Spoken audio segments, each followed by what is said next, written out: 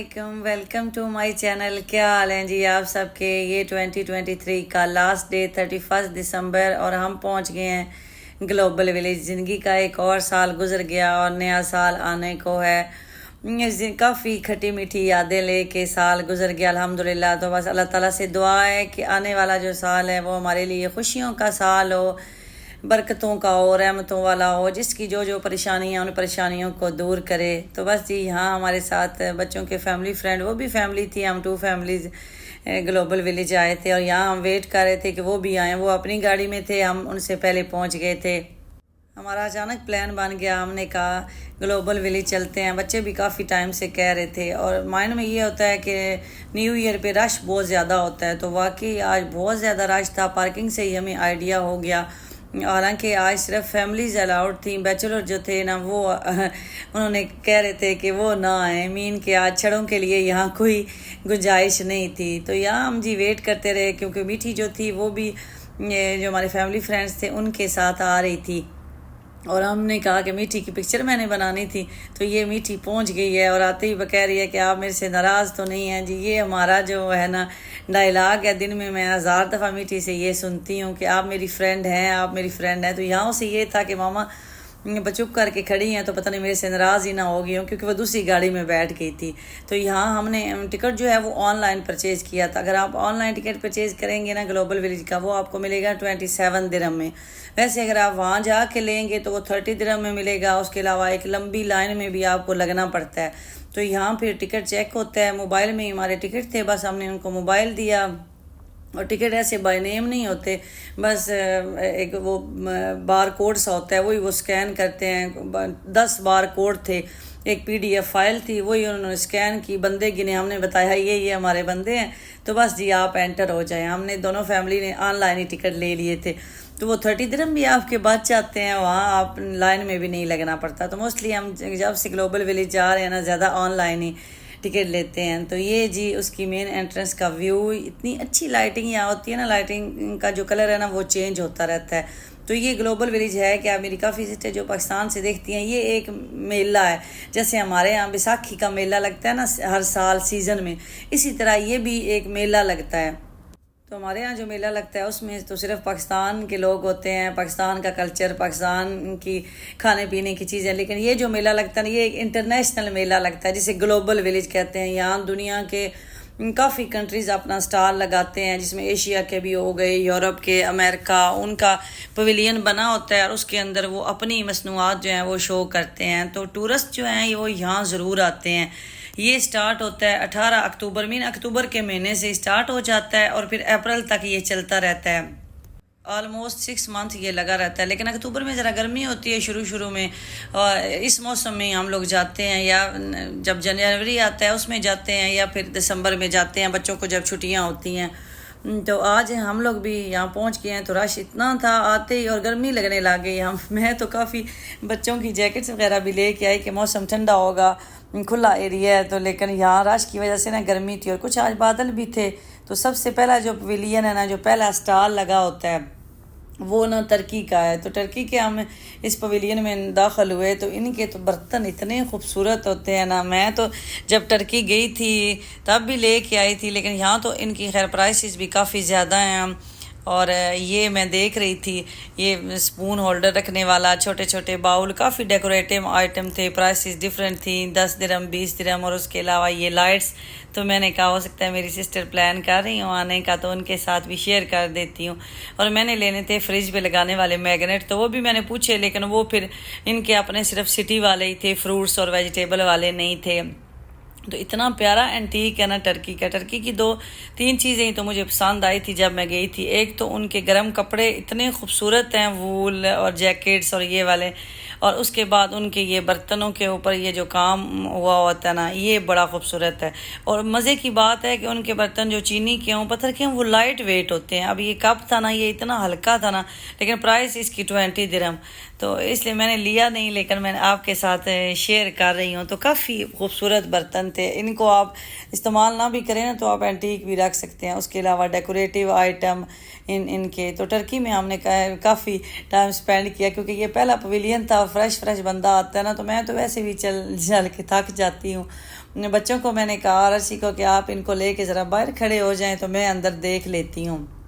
सलार और उसका फ्रेंड वो तो अपना घूमने चले गए कहीं। और यहाँ जब आप जाएं ना तो सबके पास मोबाइल होना ज़रूरी है, क्योंकि हम लोग तो गुम ही होते रहते हैं। हम वैसे कहीं चले जाएं मॉल में तो आगे पीछे हो जाते हैं फैमिली, फिर ये तो बड़ी रश वाली जगह है, तो इसलिए मोबाइल होना बड़ा ज़रूरी है बच्चों के पास भी। तो बच्चे फिर कांटेक्ट खुद ही कर लेते हैं। और अच्छी कहते हैं जब बंदा गया तो फिर आप अपने हिसाब से घूम फिर लिया, ये क्या एक दूसरे का की वो पकड़ के आप लोग रखते हैं। तो ये सारे जो डेकोरेटिव आइटम नज़र आ रहे हैं ना, ये सारे टर्की वाले में थे। बाउल भी थे, लेकिन ये बाउल मुझे एक पसंद आया, लेकिन ये इसका जो कवर था ना ऊपर वाले का, वो प्लास्टिक का था और बड़ा लाइट वेट था। वो उसकी वजह से मैं नहीं लिया, वरना मेरा दिल था कि मैं बाउल ले लूँ। और उसके बाद ये डेकोरेटिव हैं सारी चीज़ें रखने के लिए। तो मेरे तो घर पहले ही भरा हुआ है, अब रखने की जगह ही नहीं है, लेकिन ये प्यारे बड़े लगते हैं। और प्राइसेस इनकी मैंने पूछा 50 से स्टार्ट हो के 500 दिरहम तक, 600 दिरहम तक भी थी। तो ये सारी जो वाल पेंटिंग हैं और उसके अलावा ये इसके ऐसे सुराइयाँ बनी हुई बड़ी खूबसूरत लग रही थी। और ये काम ऐसे पेंट टाइप नहीं था, ये उभरा हुआ ना, ऐसे जिस तरह होती है एम्ब्रॉयडरी टाइप, उस तरह का ये वर्क था। और ये सारे हैंडमेड थे, इसलिए प्राइस ज़्यादा थी ना, कि हाथ से किया हुआ ये काम है, लेकिन इतनी नफासत और ख़ूबसूरती कि क्या ही कहने। तो यहाँ तो इसे तो मेरा दिल ही नहीं कर रहा था इस शॉप से निकलने को। मैं एक एक चीज़ देख रही थी, इतनी खूबसूरती से बनाई गई है। और ये अरबी लोग जो कहवा पीते हैं ना, सुलेमानी, वो छोटे छोटे कप होते हैं। यहाँ ट्रेंड है, हमारे यहाँ बड़े बड़े कपों में चाय पी जाती है। ये बिल्कुल छोटे छोटे कप होते हैं, इतने क्यूट ना। तो उनके भी ये बड़े प्यारे सेट थे। मैं सोच रही थी कि इनमें अगर आप इस्तेमाल ना भी करें तो आप इनको सिर्फ डेकोरेटिव आइटम के तौर पर भी रख लेना घर में, इंटीरियर जैसे होता है। तो अभी ये बड़े प्यारे लगे। तो ये ज़्यादा वही थे, ये भी टर्की वाले में ही थे, मुझे वहाँ ही नज़र आए। और ये मेरी फैमिली यहाँ खड़ी थी, अर्शी और वो दूसरे जो भाई हैं वो हमारे साथ गए हुए थे। तो उनको कहा कि आप बाहर ही खड़ें, क्योंकि ये साथ हो ना तो बस ये कहते हैं चलें चलें चलें, या तो कुछ लें, ना भी लेना हो तो ज़बरदस्ती ये ले लेंगे। और उसके साथ जी तुर्की का जो हमसाया था वो पाकिस्तानी पवेलियन देख के बड़ी खुशी होती है। लेकिन इस दफ़ा ना बाहर से फील नहीं हो रहा था, मैंने ऐसे अचानक देखा ना तो पाकिस्तान लिखा हुआ था, भाई फ्लैग लगाएं बाहर, कुछ ग्रीन कलर का कोई टच दें, वो चीज़ नहीं थी। और पाकिस्तानी पवेलियन के अंदर तो आइडिया होता है कि आपको क्या मिलेगा, गर्म कपड़े जो हमारे कंट्री से, वो भी जैसे लेदर की जैकेट्स, उसके अलावा वूल की शालें, गर्म कपड़ा। काफ़ी रश था पाकिस्तानी पवेलियन के अंदर भी, काफ़ी रश था। लेदर के बैग और जैकेट्स वगैरह, काफ़ी फॉरनर्स थे, लोकल भी काफ़ी थे। फिर हमारे अपने, हमने तो लाजमी जाना होता है कुछ लें या ना लें। मैंने पिछले साल एक वूल की शाल लेके आई थी, फिर उसके बाद वो इस्तेमाल ही नहीं की, वो ऐसे ही रखी हुई थी। लेकिन फिर भी मैंने कहा देखते हैं, हो सकता है कोई और पसंद आ जाए। तो उसके अलावा ये ऐसे जैकेट्स वगैरह यहाँ काफ़ी होती हैं, लेकिन प्राइसेस बहुत ज़्यादा होती हैं, क्योंकि हमारे तो कंट्री की चीज़ है ना, हमें तो पता है कि इनकी वैल्यू कितनी है। फिर हमें ये भी होता है कि चले हम अपने मुल्क से मंगवा लेंगे। तो इसलिए ये जो चीज़ें हैं ना ज़्यादा फॉरनर को ही सूट करती हैं, लेदर की जैकेट्स वगैरह। हमने कहा पाकिस्तानी पवेलियन में आएँ और कुछ खा के ना जाएं।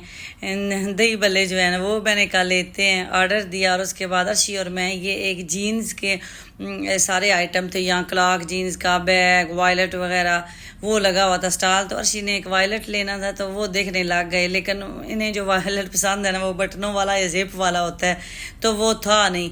तो ये भी एक स्टॉल एक भाई ने लगाया हुआ था पाकिस्तानी पवेलियन के अंदर। तो बैग काफ़ी यहाँ अच्छे थे।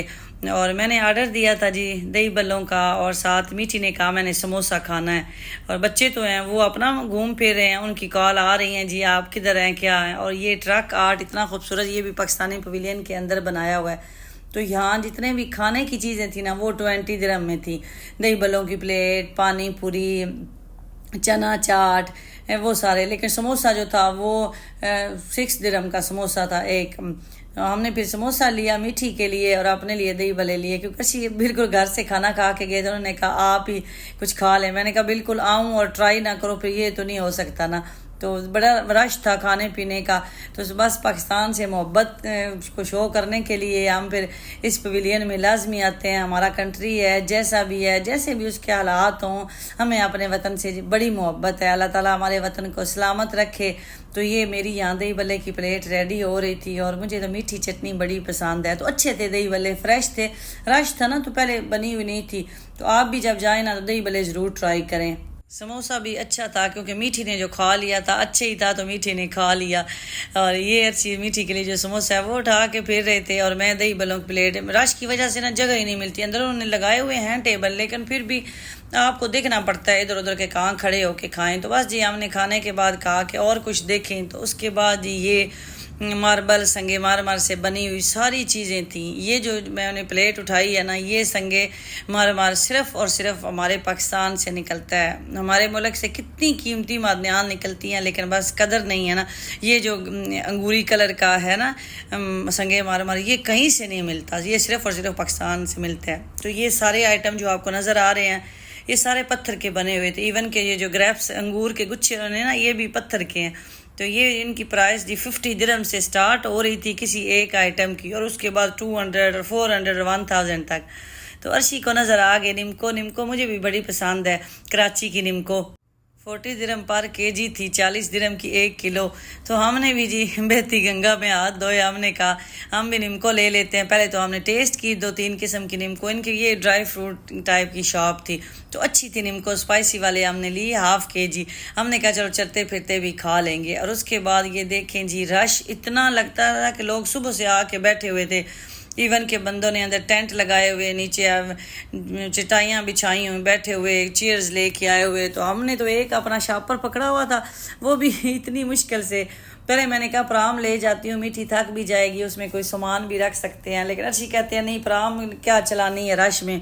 लेकिन आप जब भी जाएं ना तो मेरी ये एक टिप है कि आप प्राम ज़रूर लेके जाएं बच्चों की। आप बच्चों को बिठा सकते हैं, बेशक बच्चे बड़े भी हों, उसके अलावा सामान रख सकते हैं, उनको कैरी करना जो है वो इजी रहता है। तो यहाँ भी रश था, बस हम अब तलाश कर रहे थे एक दूसरे को कि हमारे जो साथ आए हुए हैं बच्चे हैं, दूसरी फैमिली है, वो कहाँ हैं। तो अर्शी, मैं और उदैबिया फिर रहे थे, सलार और उसका फ्रेंड और रमदान फिर रहे थे। दूसरी फैमिली वो भाई और भाभी आपस में, और उनके बच्चे छोटे जो थे वो उनके साथ थे। तो इतना रश देख देख के हम कहते थे आज पता नहीं क्या हो गया, लगता है पूरे यूएई के लोग इधर ही आ गए हैं। और उसके बाद जी बस 1 बाय 1 सारे पवेलियन में मैंने कराची को अब आई हूँ। तो अफ्रीका में मुझे अच्छा लगता है अफ्रीकन लोगों की चीज़ें देखने। ये सारे पत्थर के बने हुए थे, कितनी मेहनत से ये लोग छोटी छोटी चीज़ तैयार करते हैं। तो अगर उसके हिसाब से देखें तो फिर प्राइस ज़्यादा नहीं लगती। तो तकरीबन जो भी आइटम आप वहाँ देखेंगे ना 20-25 मिनिमम, इससे कम तो है ही नहीं ना कोई डेकोरेटिव आइटम। तो ये चेस्ट थी, सलार ने कहा था मुझे चेस्ट देखिएगा लाजमी, पत्थर की बनी हुई जो चेस्ट होती है ना, तो वो देखी थी लेकिन वो मुझे महंगी लगी। और ये अफ्रीकन जो ज्वेलरी पहनती हैं, मीठी ने मुझे कहा कि मामा ये चेक करें, तो ये भी अच्छी है, इतनी बड़ी बड़ी, लेकिन ये हैवी थे, लाइट वेट नहीं थे। तो ये आपने देखा होगा अक्सर ये जो अफ्रीकन लोग हैं उन्होंने इसी किस्म की ज्वेलरी पहनी होती है। तो मैं भी यहाँ, और ये अर्शी को गुलेल नज़र आ गई। कहते हैं बचपन में ये हम गुलेल बड़ी से खेलते थे और मारते थे हम। उस टाइम तो गेम्स ही यही होती थी, आजकल तो फिर डिजिटल काम हो गया, बच्चे मोबाइलों से नहीं उठते। उस टाइम इसी तरह की गेमें होती थी। और ये मैं और मीठी तो ज्वेलरी हमें बड़ी मज़े की लगी। हम देखते रहे कि हैवी कितनी पहनी होती है, किस तरह दूर से हमें ऐसा लगता है कि सिर्फ वो मोतियों के बने हुए हैं। और ये ईयर रिंग्स, कांटे भी सारे ये भी उन्होंने पहने होते हैं उन्हीं की शेप में। ये अफ्रीका का जो पवेलियन था ना उसमें हम थे। तो ये सारे, और इनकी प्राइस भी थी 15-20 ये भी पहनी हुई अच्छी लगती है। और ये सारा वही उन्होंने अपना सकाफत जो है ना वो रखी होती है। मुझे ये अफ्रीका वाले में ना लकड़ी की जो चीज़ें बनाते हैं ना वो बड़ी अच्छी लगती हैं।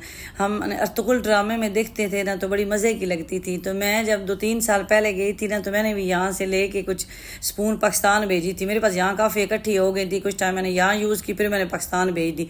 तो ये जो 2 चमचे हैं ना जो मैंने अब अपने हाथों में पकड़ी हुई हैं, ये 20 दिरहम की ना 2, मतलब 10 दिरहम की एक। तो आप खाना बनाने के लिए भी यूज़ कर, लेकिन लकड़ी ये बड़ी अच्छी होती है, फिनिशिंग और इतनी सॉफ्ट उसके अलावा ये जो खाने के छोटे छोटे चमचे हैं, ये भी अर्तुगरुल ड्रामा जिसने देखा है ना, तो ये अर्तुगरुल ड्रामे में सारी वो इस्तेमाल करते हैं। तो मैं भी यहाँ खड़ी होकर देखने लगी, मैंने कहा हो सकता है कोई और मॉडल आया हो तो अच्छा लग रहा है। तो ये सारे जितने भी एनिमल्स हैं, छोटे छोटे आइटम हैं, ये सारे लकड़ी के बने हुए हैं। तो ये भी आपको साउथ अफ्रीका के पवेलियन में मिलेंगे। ये एक बड़ा सा चम्मच, बड़े बड़े साइज के, जैसे देगों में पकाते हैं ना, तो इतना बड़ा चम्मच था कि लकड़ी का, कि आप देग में भी उससे पका सकते हैं। उसके अलावा भी ये पीछे से उनके जो हैंडल हैं वो जानवर के शेप पे बने हुए, मोती लगे हुए, तो क्यूट क्यूट ऐसे ना चमचे हैं। तो मैंने खाना बनाने वाले एक दफ़ा लिए हैं, तो ये छोटे मुझे लगता है कि इनसे खाना मुश्किल होगा। वैसे आप स्पाइसेस के लिए ये यूज़ कर सकते हैं डालने के लिए। और ये लकड़ी की कंघी भी। उसके अलावा जी ये रोड ऑफ एशिया वाला, हम अब इस एरिया में आ गए थे।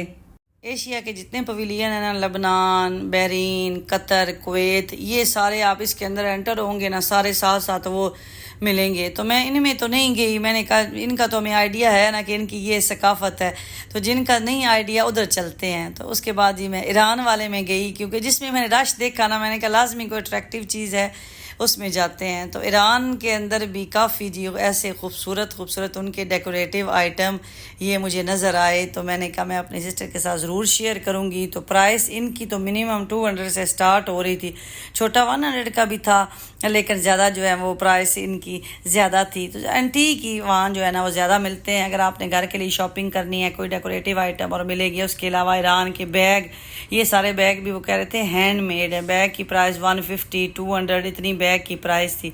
तो मैंने भी जल्दी जल्दी वीडियो बना ली। एक बैग मुझे पसंद आया ये वाला, लेकिन इसके अंदर जो बने होते हैं ना, पार्टीशन डिवाइड किया होता है, वो नहीं था, क्योंकि मेरे तो ढेर सारे कार्ड और आईडी कार्ड्स और बैंकों के कार्ड होते हैं ना, तो मुझे ज़रा ज़्यादा वाला चाहिए था जिसमें ज़्यादा स्टोरेज हो, तो इसलिए फिर मैंने नहीं लिया। ईरानी ज़ाफ़रान भी बड़ी मशहूर है, इतनी बड़ी बड़ी अंदर शॉप्स हैं। ये जो आपको नज़र आ रहा है ना रेड, ये इनके अंदर जो फिलिंग भी हुई है ना, ये सारी ज़ाफ़रान थी, और बड़ी कीमती ज़ाफ़रान जो है वो ईरान से मिलती है।